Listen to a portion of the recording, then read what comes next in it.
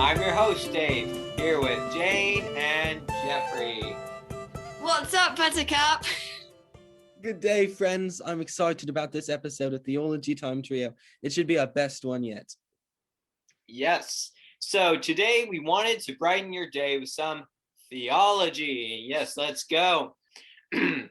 As St. Augustine said in his book, The Divine Comedy, when in doubt, you know what you do? Your church counsel it out.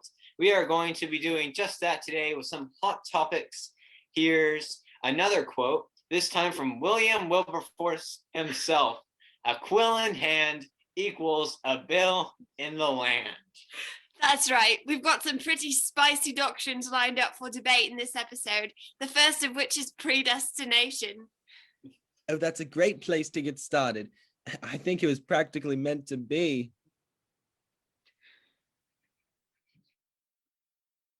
Get it? Yes, so predestination, in a nutshell, of course, is the doctrine that God decided certain places were more holy than others. The holiest hotels, resorts, and island getaways are not only vacation destinations, they are vacation predestinations. Usually this honor is, of course, given by the Pope. Now on to the rapture. Yes, the rapture, Jane. Yes. Yes, the raptor. This dude's loaded. The claws, the fangs, the roar. This dinosaur has it all. Only thing is, he sure kills a lot of people. Pretty messed up. Yeah, I Man. heard there's another rapture loose. Once you get hit by a rapture, you ain't never coming back.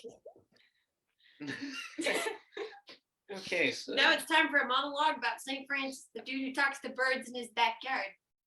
so you guys know about that weird dude called St. Francis? Yeah, the guy in the backyard.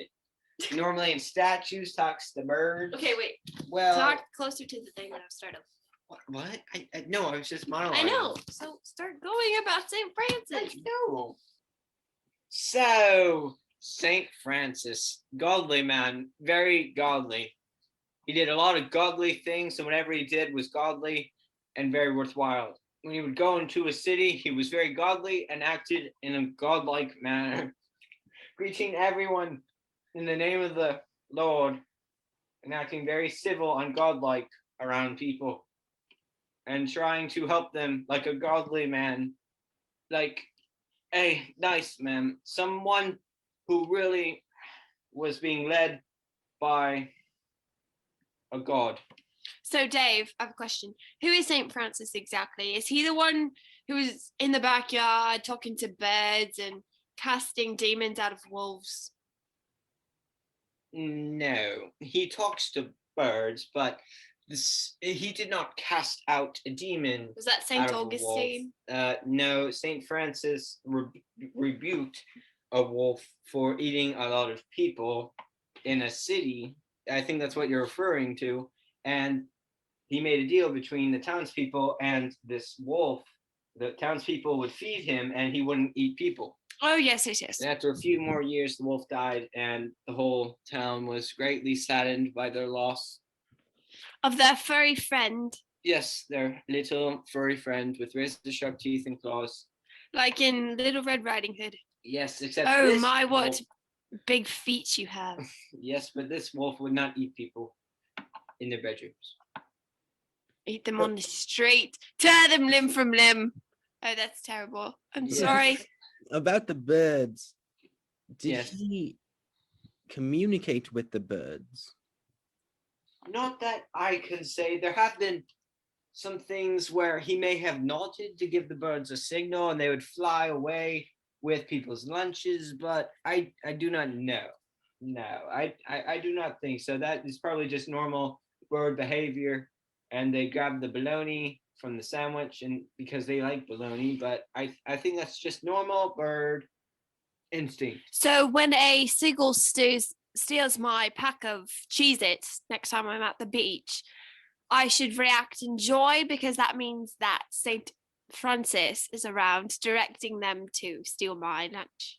No, it could mean that the old ancestors of this bird once got a signal from St. Francis and stole somebody's lunch, and that these are just simply doing what the ancestors used to. So the spirit of Saint Francis lives on, No, I would say that he simply. passed down things from I generation would to say- generation. I would say, Jane, he simply perhaps gave them a signal, maybe on accident, and that simply has been passed down. I don't know. What do you think? You're the theology person.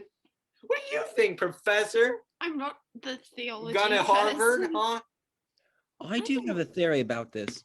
So I'm starting to think, and I believe that all of this discussion leads us to the conclusion that Saint Francis was the original, probably, I suppose, the first, the primary, the starting member of the class identified by Mr. Karl Marx as the bourgeoisie, if you read his literature about economic theory.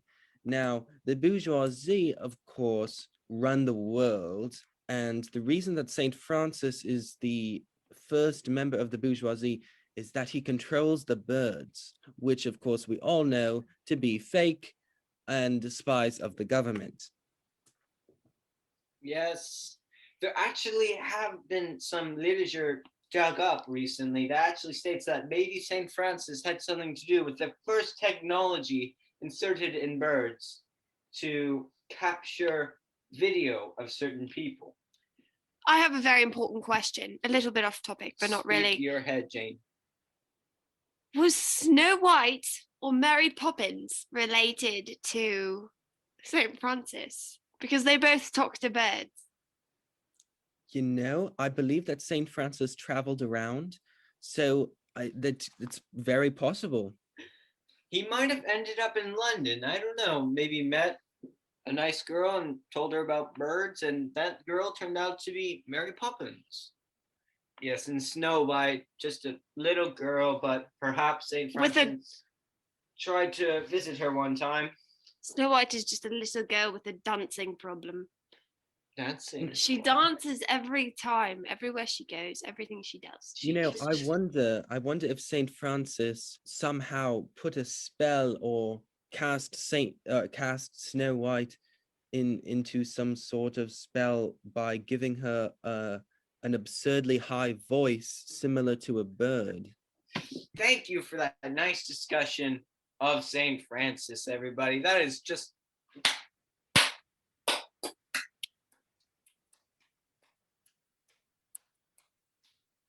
Very well done. Let's all pat ourselves on the back. Give ourselves a. Oh, Jane, you can slap me through this. Oh, man. Sorry. Yeah, so let's move away from St. Francis.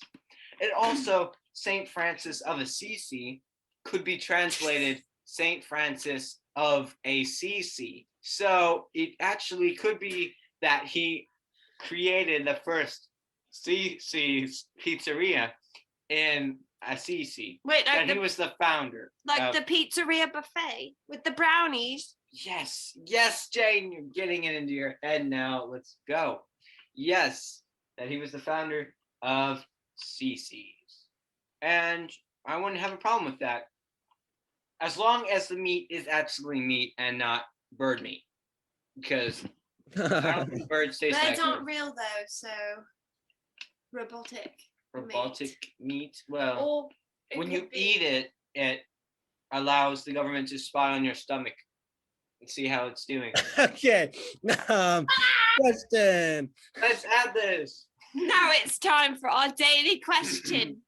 Is baptism salvific? I thought I was supposed to say that. Jane. Salvific. Salvific? Is that how you say it? It's not. I'm sorry. Salvic. John, I'll get Salvic. to correct you on your Wait, grammar, what? lady. Salvicic. Salvific.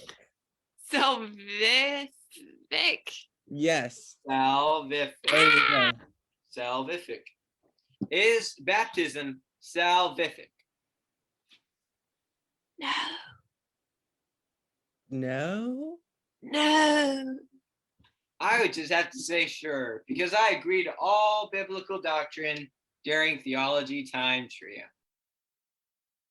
Okay, moving on. Thank you for listening to Theology Time Trio. I'm your host, Martin Luther, with Mother Teresa and Saint Gregory the Great. I just want to say, because it is April 1st, to everyone out there, have a good Monday, Thursday this year. And watch out for any meteorites. And make sure to wear your gas mask because the air outside, man, it's a stinger. And watch out for spying birds. And the lava. And that raptor, man, it'll get you. Yes, the rapture is coming, ladies. It might visit your house. And remember, You just say, lady.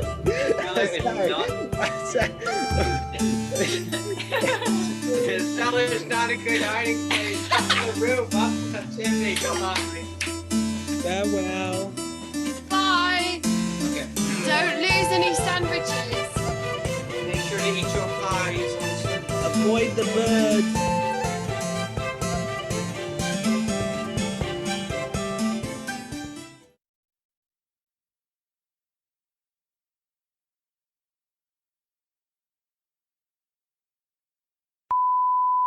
Well, welcome to hell. Thank you for listening to Theology Time Trio. I'm your host, Martin Luther, with Mother Teresa and Saint Gregory the Great. So long. I didn't realize you Mother Teresa, why are you plucking on your ukulele while we're trying to record? That was my one chance to sorry. get all the names right. I'm sorry, Saint Gregory the Great. I just couldn't help it. My fingers have a mind of their own. You make Martin Luther very And your fingers cause you to sin. I will cut them off. I must cut them off. Will you do the I will honors? write a pamphlet about your dishonor, and post 10 theses on your sinfulness. Oh Here no, you go. I'm sorry. 1. Practicing the ukulele in front of me is a sinful. It just ends. All the Catholics play the ukulele. Oh, Saint Augustine, that's us. Maybe. I mean, she kisses dwarves on the head, and that is quite provocative. Actually. How did that apply at all? I know. Yeah, and that's for you. British. That's for you, British, to say, not me. I think that it is nice that she kisses the dwarves on the heads. I mean, this is a PG movie, right?